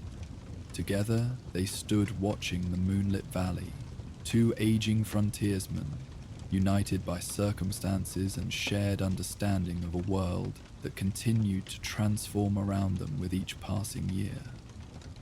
The minutes stretched in silence, broken only by the occasional pop from the campfire behind them, or Penny's soft movements as she shifted position in her sleep.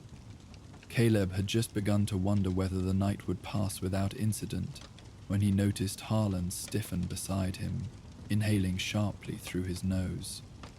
"Listen," the older man whispered, his voice barely audible. At first, Caleb heard nothing beyond the ordinary sounds of the night, the distant call of a hunting owl, the whisper of breeze through the junipers behind them.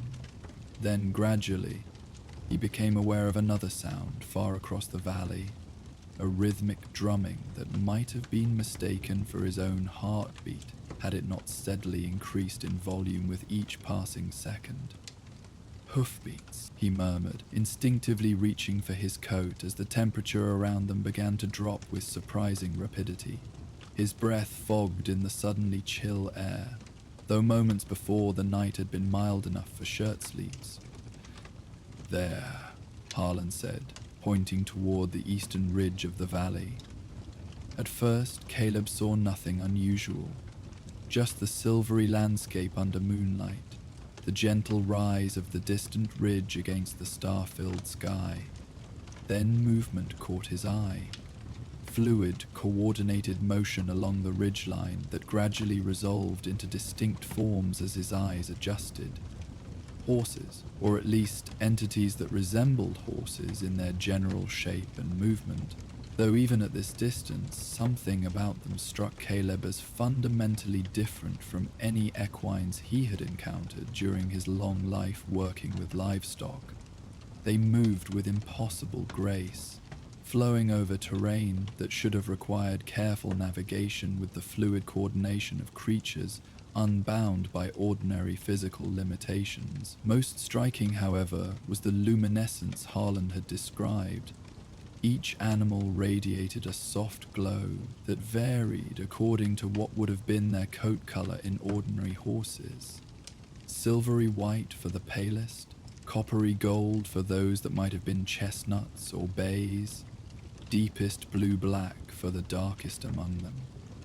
This illumination wasn't the reflection of moonlight on ordinary hair, but something that seemed to emanate from within the creatures themselves, as if their bodies contained captured starlight. "My God," Caleb breathed, all skepticism forgotten as the herd crested the eastern ridge and began their descent toward the valley floor.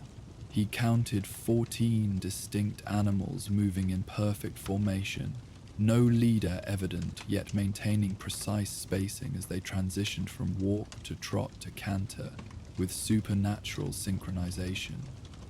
"Told you they were something to behold," Harlan said softly beside him, satisfaction rather than vindication coloring his tone. "Worth delaying your journey for, wouldn't you say?" Caleb could only nod, transfixed by the spectacle unfolding before them. As the herd reached the valley floor and broke into a full gallop, he noticed what Harlan had described as stardust trailing behind each animal. A luminous wake that briefly lingered in their passage before fading back into ordinary darkness. The effect transformed their movement into something beyond physical running, more akin to stars streaking across the night sky than earthly creatures traversing ordinary ground. The temperature continued to drop around them, cold enough now that Caleb was grateful for his heavy coat. Beside him, Harlan had wrapped his scarf more tightly and pulled on thick gloves that had been tucked into his pockets. Their breath hung visible in the frigid air that seemed at odds with the season, as if winter had temporarily descended upon their small section of the ridge, while autumn continued uninterrupted elsewhere. "What are they?" Caleb asked, his voice hushed with instinctive respect for the phenomenon they were witnessing. Harlan shook his head slowly. "In 43 years of occasional viewing, I'm no closer to certainty than when I first saw them. All I know is what others have suggested. Spirits of horses that died during the Great Drought, returning to run the paths they loved in life. Or perhaps the mounts of cowboys and outlaws who died without proper burial, carrying the essence of their riders across the land they cherished." He paused, watching as the herd reached the center of the valley directly before their viewing position. This old Lakota fellow who happened upon my cabin years back had another theory. He said they were spirit guides, showing the path between worlds for souls still finding their way. Called them the herd that carries starlight. Said they appeared in sacred places where the boundary between worlds grew thin during certain phases of the moon. Whatever their nature, The effect was undeniably mesmerizing. Caleb found himself holding his breath as the herd thundered across the valley floor, moving with a speed that should have been impossible to maintain over such distance. Their glowing forms cast enough combined light to illuminate the ground beneath them, creating the illusion of a river of living light flowing across the darkened landscape. As they drew directly opposite Caleb and Harlan's position on the ridge, the lead horse, a massive stallion whose coat glowed with the silver-purple light of moonlight on water, suddenly altered course. Instead of continuing their westward trajectory, the magnificent creature turned slightly northward, angling toward the very ridge where the two men stood watching. Without hesitation or visible signal, the entire herd adjusted their course in perfect unison, 14 pairs of glowing eyes now seemingly fixed upon the human observers. "They've never done that before," Harlan murmured, tension evident in his voice despite efforts to remain calm. Always stayed their path across the valley floor. Caleb instinctively took a half step backward as the herd approached the base of their ridge, uncertain what it might mean that these otherworldly creatures had apparently noticed their presence and altered their route in response. Beside him, Harlan remained motionless, his weathered face illuminated by the increasingly bright glow of the approaching horses. At the base of the ridge, some unspoken command seemed to pass through the herd. They slowed in perfect coordination from gallop to canter to trot, finally coming to a complete stop in a precise semicircle facing upward toward the two men.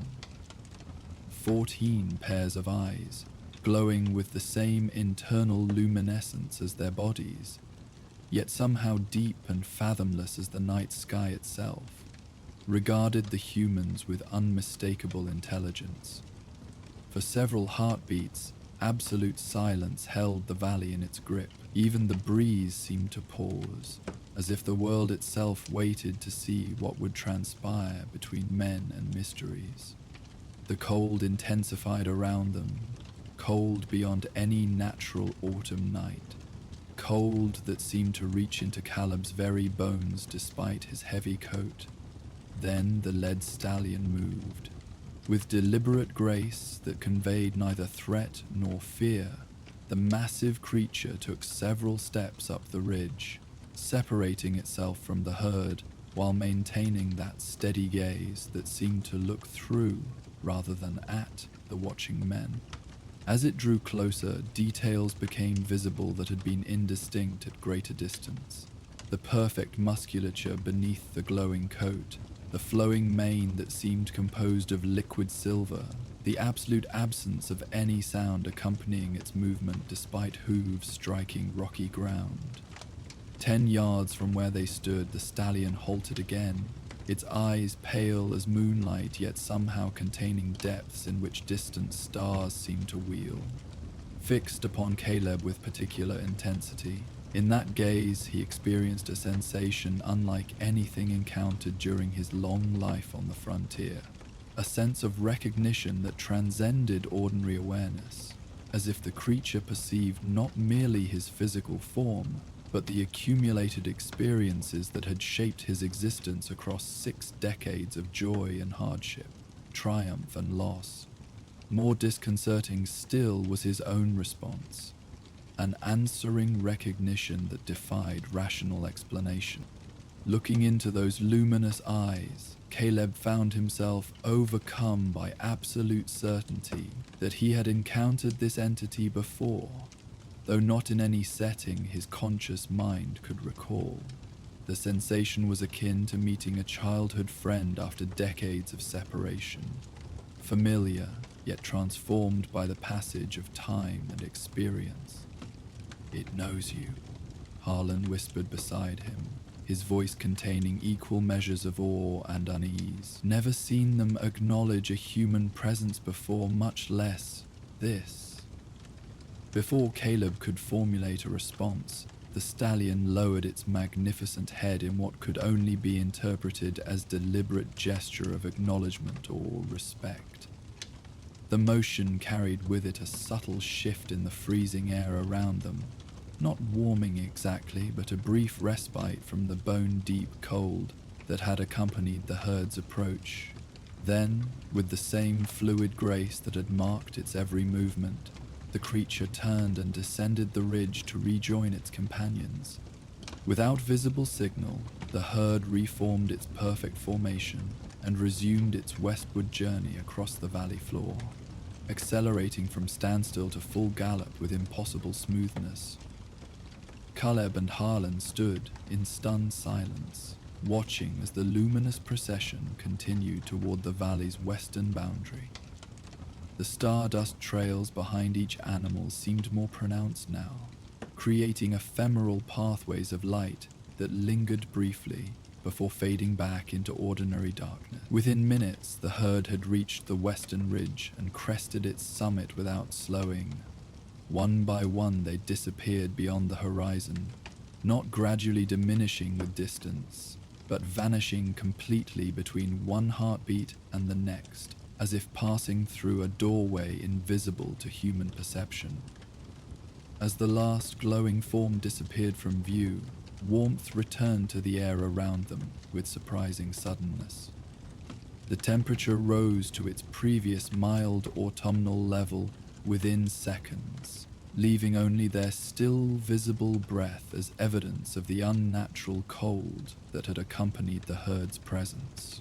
Several minutes passed before either man spoke, both processing what they had witnessed according to their individual frameworks of understanding. Eventually, it was Harlan who broke the silence, his voice carrying the contemplative tone of someone comparing new information against decades of accumulated experience.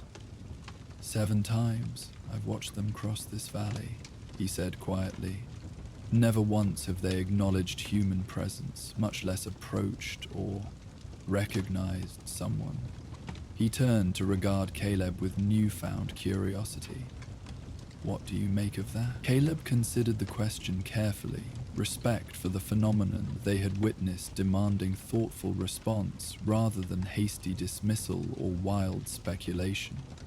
I don't rightly know, he admitted finally. Felt like recognition.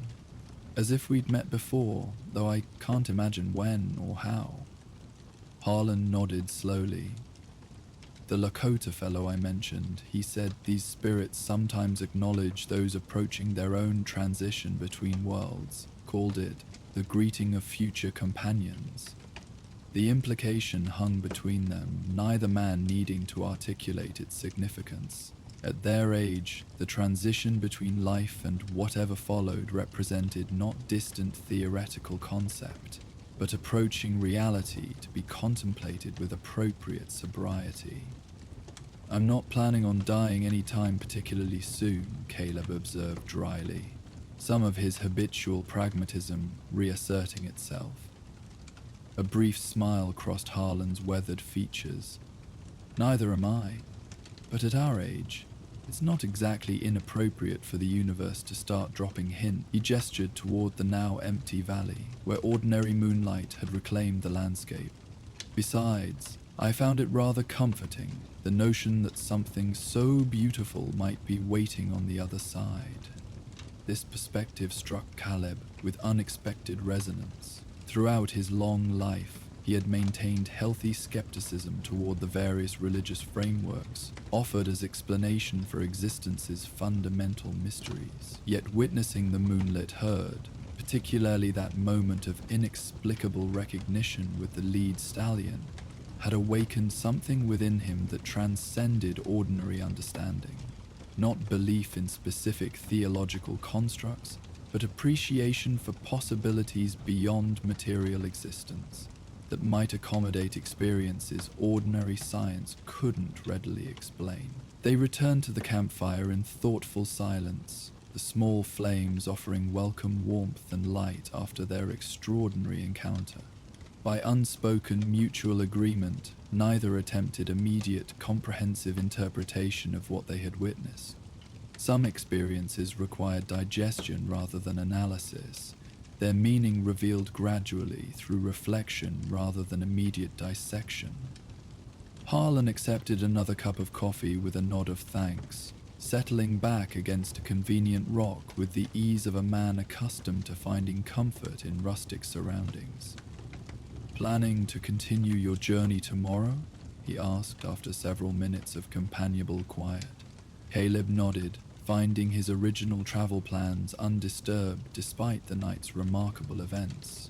"Still headed for that cabin by Lake Isabella. Seems like a good place to contemplate what we just saw, among other things." "Good fishing up that way," Harlan observed with the casual tone of routine conversation, respecting Caleb's apparent desire to process the extraordinary within frameworks of ordinary life. "Brook trout big enough to feed a man for days with a single catch." This mundane observation brought a smile to Caleb's face, appreciation for the older man's understanding that even the most profound experiences must ultimately be integrated into life's continuing practical requirements. Transcendent moments might temporarily suspend ordinary concerns, but hunger, shelter, and purpose remained constants, requiring attention regardless of spiritual awakenings or supernatural encounters. They talked of simpler matters as the night deepened around them: fish that might be caught in mountain lakes, changes observed across decades on the frontier, the particular challenges and satisfactions of lives lived primarily in solitude. Throughout this ordinary conversation, however, both remained aware of having shared something extraordinary, a glimpse beyond conventional reality's limitations that would color their perspectives on existence for whatever time remained to them. When Harlan eventually rose to depart, declining Caleb's offer of space by the fire until morning in favor of returning to his own cabin, the farewell carried weight beyond routine social convention. They clasped hands briefly, the gesture acknowledging shared witness to mysteries that defied simple categorization. "Safe travels," Harlan said simply, "and good fishing when you reach that lake." Caleb nodded appreciation for both stated wish and deeper acknowledgement underlying it. "I've got a feeling you might see them again," he replied. "When you do, well, remember me to them." A smile creased Harlan's weathered features at this oblique reference to their shared experience. "Count on it," he promised, before turning to make his way along the ridge toward distant home, his silhouette gradually disappearing into darkness beyond firelight's reach. Left alone with his thoughts, Caleb added wood to the fire and rolled a final cigarette for the night, his gaze drawn repeatedly to the now empty valley floor where ordinary moonlight had replaced the extraordinary luminescence of the spectral herd. The encounter had awakened something within him, not fear or even wonder precisely, but renewed appreciation for existence's fundamental mystery, despite decades spent in pragmatic engagement with its material demands. As he prepared for sleep, arranging his bedroll in the shelter of the sandstone outcropping, Caleb found himself contemplating the journey that still lay ahead. Lake Isabella awaited, with its promised peace and solitude, offering space to integrate the night's experience within his understanding of a world that continued to reveal new dimensions, even in life's later chapters. Surprisingly, he found the encounter had left him not with unease about mortality's approach, but with curious anticipation for whatever transitions still awaited. If entities as magnificent as the moonlit herd moved between worlds visible and unseen, perhaps the boundaries between those realms held wonders beyond current comprehension, rather than causes for apprehension. Sleep claimed him with unusual ease despite the night's extraordinary events. Dreams filled with luminous horses carrying stardust in their wake across endless plains beneath infinite skies. When morning arrived with characteristic southwestern clarity, the memory remained vivid, carrying none of dreams' usual ephemeral quality, but instead the solid certainty of significant experience that would inform whatever days remained in his journey. As he saddled Penny and prepared for departure, Caleb paused to gaze once more across Starfall Valley, now transformed back into ordinary landscape beneath morning sunlight. No visible evidence remained of the moonlit herd's passage, no tracks marking their route, no lingering stardust trails across the valley floor. Yet something had fundamentally changed in his perception of the world around him, a shift subtle yet profound in its implications for how he would approach his remaining years. Mounting with the careful movements of a man well acquainted with his body's limitations, Caleb guided Penny northward along the ridge before beginning their descent toward the valley's far side. His destination remained unchanged, the cabin by Lake Isabella where peaceful retirement awaited, but the journey itself had acquired new significance, each mile representing not merely transition between physical locations, but passage through a world now recognized as harboring depths beyond ordinary perception. As they crested the northern ridge and Starfall Valley receded behind them, Caleb felt unexpected certainty that he would one day encounter the luminous herd again, perhaps not during his remaining years in physical form, but eventually, when his own transition between worlds arrived in its appointed time. The recognition he had witnessed in the lead stallion's impossible eyes suggested connection transcending ordinary existence, acknowledgement of journeys yet to come, when the constraints of material reality no longer defined the parameters of possible experience. With this curious comfort accompanying more practical considerations of distance and terrain, Caleb Morgan continued northward, toward whatever awaited at journey's end. The trail stretched before him across rolling countryside, gradually rising toward distant mountains, each step carrying him through a landscape now perceived as potentially harboring mysteries beyond conventional understanding. A world where moonlit horses might carry stardust in their wake across valleys that served as thresholds between realms ordinarily separated by boundaries transparent only to those approaching their own transitions between states of being. Such was the legacy of the moonlit herd of Starfall Valley. Not fear or even wonder alone, but profound appreciation for existence's fundamental mystery, despite decades spent in pragmatic engagement with its material demands. And with this expanded awareness illuminating familiar territories with fresh perspective, Caleb rode on toward mountains where quiet waters awaited, carrying within him memories of luminous horses and the curious anticipation of journeys yet to come. And so, partner, as our tale rides off into the sunset, it's time for you to rest your weary bones beneath the endless prairie sky. Let the sounds of the west be your lullaby tonight, from the gentle crackle of the campfire to the soft prairie winds and the distant song of nightbirds, all flowing uninterrupted, with no advertisements to break the peace of your slumber. Sweet dreams, cowpoke, and may your trail lead to peaceful pastures.